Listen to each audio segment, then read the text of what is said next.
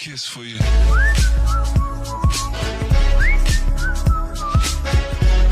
Assalamualaikum warahmatullahi wabarakatuh. Waalaikumsalam warahmatullahi wabarakatuh. Sahib An-Nur yang berbahagia, hari ini kita bersama Gus Malik, seorang dosen, tokoh muda NU dan pimpinan YASPI. Hari ini kita akan berbicara tentang resolusi jihad. Gimana kabarnya Kiai hari ini? Alhamdulillah baik. Kita tahu Sangat Kiai baik. ini resolusi jihad ini yang kita sebut sekarang Hari Santri 22 Oktober ini adalah tombak perjuangan para santri dan ulama. Ini kira-kira bagaimana Kiai sejarah dari adanya resolusi jihad sampai Hari Santri Kiai? Ya, yang saya tahu resolusi jihad itu digelorakan oleh Kiai Haji Hasyim Asy'ari sebagai bentuk perlawanan terhadap penjajahan Belanda dan memberikan semangat yang luar biasa kepada masyarakat dan santri untuk melakukan perlawanan atas penjajahan dan kolonialisme yang terjadi. Dan ini kemudian kan menyebar, memberikan semangat kepada masyarakat secara umum untuk kemudian berjuang mempertahankan tanah air hingga Belanda bisa terusir dari negeri ini. Jadi itu momentum yang luar biasa. Mayoritas memang dilakukan oleh para santri gitu. Sehingga kemudian 22 Oktober itu yang menjadi momentum resolusi jihad itu menjadi hari pesantren, hari santri. Dan saya kira ini bagus gitu ya. Pemerintah di tahun kepemimpinan Jokowi Jokowi ya. menetapkan 22 Oktober sebagai hari santri. Ini saya kira salah satu keberpihakan dan juga keuntungan tersendiri buat pesantren dan para santri. Artinya ada efek positif ya Kiai ya terhadap Ya. pesantren, hukum khususnya para santri, ya bahkan kaum Nahdliyin lah gitu. Kira-kira ada efek apa gitu Kiai yang nilai plus untuk pesantren lah khususnya dan para santri ini Kiai? Saya kira pasti adalah keuntungan yang akan diperoleh oleh santri dan pesantren. Selama ini kan pesantren itu menjadi lembaga yang dalam tanda kutip seperti anak tiri gitu ya. Iya. Di antara lembaga-lembaga yang sudah ada, sekolah-sekolah, kampus, keberadaannya itu seperti tidak atau kurang diperhatikan. Bantuan-bantuan kalaupun ada ya tidak merata gitu ya. Kemudian juga pengasuh-pengasuh kalau dibilang ya lillahi ta'ala begitu ya. Tidak seperti apa honor yang diberikan kepada pegawai, teknisi dan lain sebagainya. Jadi ya banyak minusnya lah gitu ya. Dengan hari santri ini saya kira kita berharap bahwa pesantren lebih diperhatikan. Iya. Keberpihakan pemerintah lebih dibandingkan tahun-tahun sebelumnya. Sehingga pesantren lebih berkembang, santri juga punya potensi untuk sama dengan para siswa sekolah lain ya. Sekolah lain ya, punya prestasi juga, tidak hanya di bidang agama, bahkan di sains dan sebagainya. Saya kira itu harapannya. Ya artinya penetapan Hari Santri 22 Oktober ini menjadi pintu masuk bagi pemerintah baik pusat sampai daerah itu untuk memberikan perhatian lebih terhadap pesantren dibanding ya mungkin minimal disamakan dengan sekolah-sekolah umum yang lain atau sekolah negeri. Ya artinya ini kan berarti menjadi PR juga Kiai ya bagi pemerintah untuk selanjutnya eksistensi pesantren gitu Kiai, gimana? Ya betul. Ini harus jadi PR buat pemerintah untuk lebih memperhatikan. Termasuk adanya RUU pesantren sekarang ya. Pesantren betul. Saya Sudah kira- jadi UU Kiai sekarang. Ya, udah jadi UU ya. Ya. Undang-undang untuk pesantren itu saya kira itu satu hal yang positif buat pesantren. Artinya pesantren sekarang sama lah dengan lembaga-lembaga lain gitu ya. Dan ini menjadi keuntungan besar buat para santri dan pesantren. Inilah momentum di mana pesantren harus unjuk gigi ya, bahwa pesantren itu bukan lembaga terbelakang gitu Iya. bahwa pilihan ke pesantren itu bukan pilihan terakhir dan dalam lembaga-lembaga lain gitu kan. Bahkan sekarang di tengah kondisi pergaulan di luar gitu kan, orang tua itu harus memilih pesantren untuk anak itu jadi pilihan yang utama. Apalagi kan tidak hanya diajarkan agama di situ, betul, tapi diajarkan juga pengetahuan-pengetahuan lain, sehingga kelak setelah pesantren dia bisa menjadi apapun ya pilihannya gitu. Iya. Makanya kalau kita lihat image-nya mungkin sekarang pesantren itu lebih kepada kalau anaknya bandel ya taruh pesantren. Atau dewasa ini justru banyak kita melihat pesantren itu image dengan sesuatu yang apa ya, kumuh gitu. Itu gimana Gus? Apakah seperti itu sebenarnya? Iya. Ada kesan seperti itu dulu ya. Tapi saya melihat ada perkembangan yang luar biasa.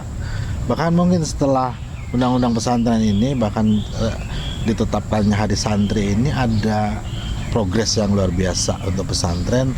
Kesan kumuh itu sudah mulai hilang.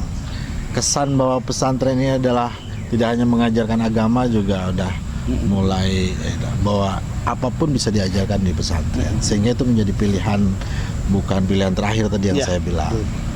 Jadi ada progres, ada perbaikan, ada perubahan yang luar biasa ke sini. Dan mudah-mudahan keberpihakan itu tidak hanya slogan begitu ya, tetapi bentuk dalam real bantuan ya. Gedung, bantuan finansial ya. Kemudian ada kayak bos sekolah-sekolah gitu kan, bos pesantren kayak bos pesantren. Pengasuhnya juga harus disejahterakan, tidak hanya kemudian mengandalkan nilai ta'ala, saya kira gitu. Agar kemudian semuanya bisa berkembang. Nah, ini kan penetapan hari santri sudah nih Kiai, dengan basic resolusi jihad sejarah tahun 1945. Artinya kita tuh mungkin pengen yang lebih besar dari sekedar memperhatikan pesantren dari pemerintah. Ini kira-kira apa lagi Kiai? Dengan 22 Oktober ini sebagai pintu masuk, artinya selain pesantren baik perhatian fisik maupun non fisik, material maupun non material, ini kira-kira apa Kiai dalam kehidupan berbangsa dan bernegara? Saya berharap ke depan 22 Oktober itu tidak hanya formalitas dan rutinitas seremonial. Bikin acara di pesantren besar-besaran, ngundang yang kemudian justru uangnya banyak keluar dari pesantren ya. Tidak seperti itu, tapi harus produktif ya, harus punya kualitas yang lebih ya, dan tidak rutinitas seperti itu ya. Semisalnya ya pesantren ya harus lebih diperhatikan, santri-santri yang berkualitas harus kemudian bisa disekolahkan di luar negeri, tidak hanya di Timur Tengah tapi juga di Australia, di Amerika, di mana di Eropa lah gitu. Eropa, agar mereka bisa berkembang, bisa bersaing dengan kawan-kawan dari sekolah lain gitu ya. Jadi intinya tidak hanya rutinitas lah, tapi betul-betul produktif betul-betul dirasakan manfaatnya oleh pesantren. Ya, saya kira itu pemerintah harus jalan dengan undang-undang itu, dan juga penetapan hari santri itu. Saya kira harus ada komitmen yang bisa kita terima dari pemerintah akan keberpihakannya pada pesantren. Nah, berarti untuk konteks kekinian nih, dalam kehidupan berbangsa, bernegara, kehidupan sosial, ini yang kira-kira diharapkan ini nanti dari efek dari resolusi jihad, efek dari hari santri itu kira-kira apa Ki? Dalam untuk kehidupan berbangsa, bernegara, kehidupan sosial, karena kan sekarang kita tahu nih berita hoax di mana-mana, benturan antara suku, antar agama. Ini kira-kira apa Ki? Saya kira nyatanya para santri, terutama mereka yang mondok di pesantren NU gitu ya, itu sudah sangat sadar tentang kewajiban dan kecintaannya kepada NKRI gitu ya. Karena ternyata ada juga pesantren yang dibangun, doktrin dan dogma yang diberikan itu justru berbalik ya, berbanding terbalik dengan kondisi cinta kepada negara. Berarti ini salah Gus ya? Ada yang salah gitu. Makanya kalau masukin pesantren nih, wali murid juga, wali santri harus lihat-lihat pesantren-pesantren itu mengajarkan dibaan enggak, ya kan? Hormat bendera nggak? Hormat bendera enggak, ngaji kitab kuning enggak, Iya, iya. gitu kan? Kemudian ada berjanji enggak di situ? Kemudian ada apa namanya ajaran untuk kemudian mencintai tanah air, hubbul waton minal iman, itu kan sebagai resolusi jihad tadi itu. Betul. Kalau nggak ada harus hati-hati gitu. Nah, jangan-jangan yang diajarkan kemudian para santri ini pulang malah melawan orang tua karena berbeda pandangan Dan nggak mau sebagainya. hormat bendera. Dan nggak mau menghormat bendera. Itu artinya kan sangat disayangkan, kita prihatin. Tetapi para santri yang selama ini sudah ada di pesantren dan selama ini diberikan masukan untuk cinta kepada tanah air, output yang dihasilkan juga luar biasa. Ya. Mereka dengan kecintaannya kepada tanah air ini bekerja untuk bangsa, bekerja untuk tanah air dan mencintai negara ini, sehingga tidak ada keinginan misalnya pikiran-pikiran membangun negara di luar yang sudah ditetapkan itu. Atau memberontak gitu. Memberontak dan sebagainya. Karena pola-pola pikiran juga ada. Ini kan kayak saya pernah mendengar itu ya. Teman-teman juga pernah mendengar mungkin nasionalisme ala Kiai Hasyim Asy'ari ini, Hadratus Syekh Pendiri Nahdlatul Ulama ini kan beliau yang mencetuskan resolusi jihad. Jadi ada nasionalisme cinta tanah air ala beliau itu gimana Ki maksudnya?